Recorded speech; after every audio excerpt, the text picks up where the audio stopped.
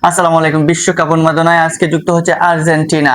বিশ্বকাপে এখন পর্যন্ত যে ৫-৬টা ম্যাচ হয়ে গেছে, শুধুমাত্র ব্রাজিল, জার্মানি, স্পেন ওই ম্যাচগুলা পরে যাদের ফ্যানরা সবচেয়ে বেশি বাংলাদেশে আলোড়ন সৃষ্টি করে এবং যে টিম ২ টা নিয়ে বেশি কথা হয় সেই ব্রাজিল আর্জেন্টিনারও। তো আর্জেন্টিনা ফুটবল দল আগামীকাল সকাল ৭টার সময় মোকাবেলা করবে আফ্রিকান আরেক পরাশক্তি আলজেরিয়ার বিপক্ষে। আলজেরিয়া এবং আর্জেন্টিনার ওই ম্যাচ নিয়ে যদি আমরা কিছু আলাপ আলোচনা করি তাহলে বুঝতে পারবেন যে আর্জেন্টিনা এবং আলজেরিয়ার মধ্যে বর্তমান অবস্থা, র‍্যাংকিং কিংবা সমর্থনে বা বর্তমান পজিশন অনুযায়ী বা জেতার ক্যাপাসিটি বা জেতার প্রবাবলি কতটুকু সম্ভাবনা রয়েছে কোন দলের, সেটা আমরা আলোচনার মধ্যে পাবো। তবে তার আগে যদি আমরা দেখি যে আর্জেন্টিনা এবং আলজেরিয়ার ওই ম্যাচটাকে ঘিরে ফুটবল ফ্যানরা কেমন উল্লাসিত, কেমন উচ্ছ্বাসিত। তারপর মধ্যে সবচেয়ে মজার বিষয় হচ্ছে যে আর্জেন্টিনা তাতে যে প্রতিপক্ষ আলজেরিয়াকে পেয়েছে, এই আলজেরিয়া অনেক সংগ্রাম করে কিন্তু এখন এই বিশ্বকাপ পর্যন্ত এসেছে। তাদের ফুটবল দলটাই মূলত গঠন করা হয়েছিল তাদের দেশের জন্য, অর্থাৎ স্বাধীনতার জন্যই তাদের একটা দল, ফুটবল দল গঠন করা হয়েছিল এবং সেই দলটা বিশ্বের বিভিন্ন দেশের সাথে খেলতো এবং সেখানে তাদের স্বাধীনতার জন্য জনমত সৃষ্টি করতো। সেই আলজেরিয়া চতুর্থবারের মতো এবার বিশ্বকাপ খেলছে। সেই ১৯৮২ সাল থেকে শুরু হয় তাদের বিশ্বকাপ যাত্রা। ১৯৮২ সাল পরবর্তী 2014 এসে তারা তাদের বলতে হবে যে বিশ্বকাপের সেরা সাফল্য পায়, তখন দক্ষিণ কোরিয়াকে তারা হারিয়েছিল। দক্ষিণ কোরিয়াকে হারিয়ে তারা রাউন্ড অফ 16-এ চলে গেছিল।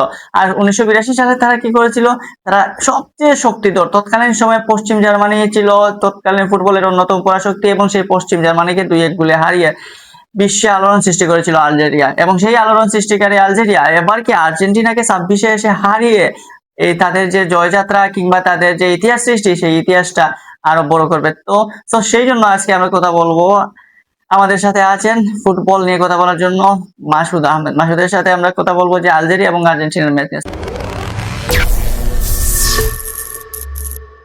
আজকে আমরা আলজেরিয়া এবং আর্জেন্টিনার ম্যাচটা দেখতে পারবো। তো আর্জেন্টিনা এবং আলজেরিয়ার ম্যাচের মধ্যে কোন দলকে সবচেয়ে বেশি শক্তিশালী বলে মনে হয় আপনার কাছে? যেহেতু আর্জেন্টিনা ডিফেন্ডিং চ্যাম্পিয়ন, আর্জেন্টিনা অনেক সব দিক দিয়ে এগিয়ে আছে বর্তমানে। আর্জেন্টিনা ফরমে অনেক বেশি চাঙ্গা বর্তমানে। ওনাদের হুলিয়ান আলভারেজ, লাউতারো মার্তিনেজ, মেসির মতো অ্যাটাকাররা আছে। ডিফেন্ডারও অনেক অভিজ্ঞতা সম্পন্ন, রোমেরো, ওটামেন্ডি। মিডফিল্ডার অনেক ভালো। সব দিক দিয়ে আর্জেন্টিনা অনেকটাই এগিয়ে। সবচেয়ে বড় বিষয় হচ্ছে যে আর্জেন্টিনা এবার হয়তো মেসির ছায়ার বাইরে এসে তারা নতুন করে তাদের যে নতুন একটা ইয়ং টিম আসছে এবং সম্ভাবনাময় আগামী 2030 বিশ্বকাপ পর্যন্ত তাদের যে একটা প্ল্যান, সেই ভাবনার মধ্যে নতুন যে প্লেয়ার গুলা রয়েছে আলমাদা, লাউতারো মার্টিনেজ কিংবা আলভারেজ, এরাই হবে তাদের অ্যাটাকিং এর মূল ভরসা। তবে আর্জেন্টিনার মূল শক্তিটা হচ্ছে তাদের মিডফিল্ড। সেখানে মার্ক অ্যালিস্টার কিংবা এনজো ফার্নান্দেজ, রিসেন্টলি এনজো ফার্নান্দেজকে নিয়ে আমরা দেখেছি অনেক টানাটানি হচ্ছে। মিডফিল্ড এবং অ্যাটাকিং বা অ্যাটাকার যারা রয়েছে তাদের মধ্যে থেকে কাকে মনে হয় যে এই আলজেরিয়ার ম্যাচে নজর কাড়বেন? আজকের ম্যাচে সব থেকে ইম্পর্টেন্ট আলভারেজ এবং মিডফিল্ডে এনজো ফার্নান্দেজ, এই দুইজনই সব থেকে সাকসেসফুল প্লেয়ার। হ্যাঁ, মিডফিল্ডে মার্ক অ্যালিস্টার কিংবা এনজো ফার্নান্দেজ বা ডিপল অভিজ্ঞতায় ডিপল ডিপল অভিজ্ঞতা রয়েছে, প্লাস ইন্টার মিয়ামিতে ডিপল, মেসি তারা একসাথে দীর্ঘদিন ধরে খেলতেছে। আর ডিপলের আমরা লাস্ট বিশ্বকাপে দেখেছিলাম ডিপলের পারফরম্যান্স। সেই সাথে আমরা যদি দেখি যে অ্যাটাকিং এ কিছু নতুন যুক্ত হয়েছে, যেমন অ্যাটলেটিকো মাদ্রিদের কোচ সিমিওনের ছেলে জিওভান্নি সিমিওনে দারুণ একটা ফর্মে রয়েছে। জিওভান্নি সিমিওনেকে আপনি ধরতে হবে যে জিওভান্নি সিমিওনে যদি সুযোগ পায় তাহলে ভালো করতে পারে। ডিফেন্স লাইনে তাদের তো লিসান্ড্রো মার্টিনেজ, ওতামান্দির মতো অভিজ্ঞ মলিনা, অভিজ্ঞ কিছু ডিফেন্ডার রয়েছে এবং গোলকিপিং এ তো আমরা যথারীতি জানি। তো মোসো নাকি এমিলিয়ান মার্টিনেজ, কাকে রাখবে? মার্টিনেজ, অবশ্যই মার্টিনেজ। মার্টিনেজের সম্ভাবনাই বেশি। আর্জেন্টিনার এই দলটা সব দিক থেকে একদম পারফেক্ট, পূর্ণাঙ্গ একটা শক্তিশালী দল।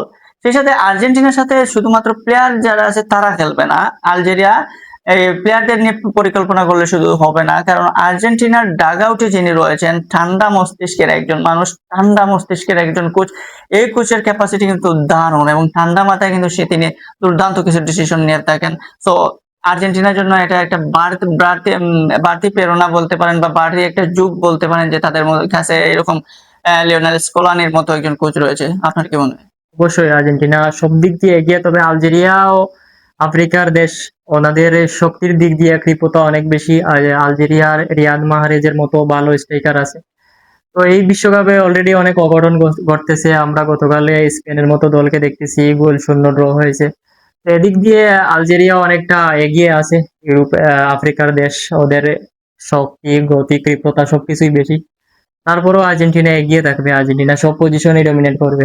দুইবারের African Nations Cup champion Algeria, এই জিনেদিন জিদানের জন্মভূমি। আর জিনেদিন জিদান যদি তার দেশের হয়ে খেলতেন তাহলে এই আলজেরিয়ার হয়ে খেলতেন। এবার জিনেদিন জিদানের ছেলে লুকা জিদান, লুকা জিদান কিন্তু আবার আলজেরিয়ার হয়ে খেলতেছেন এবং লুকা জিদানকেই দেখতে পারবেন আর্জেন্টিনার বিপক্ষে ম্যাচে আলজেরিয়ার গোল পোস্টে। লুকা জিদানের পারফরমেন্স কিংবা জিদানের ফ্যান যারা রয়েছে তারা হয়তো চাইবে যে আজকে আলজেরিয়ানরাও জিতুক।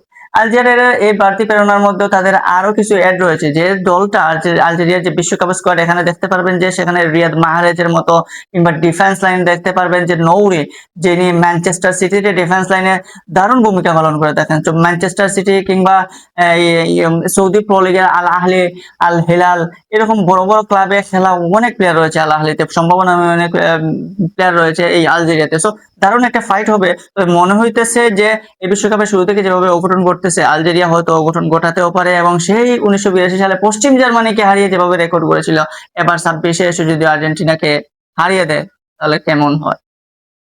আমার প্রেডিকশন আর্জেন্টিনা 2, আলজেরিয়া 0। আর্জেন্টিনা এগিয়ে যাবে আজকের ম্যাচে। সো অপেক্ষায় দেখুন দেখুন যে আর্জেন্টিনা এবং আলজেরিয়ার ওই ম্যাচটা শেষ পর্যন্ত কে হাসে হাসে। তবে দারুণ একটা ফাইটিং ম্যাচ হবে আশা করি।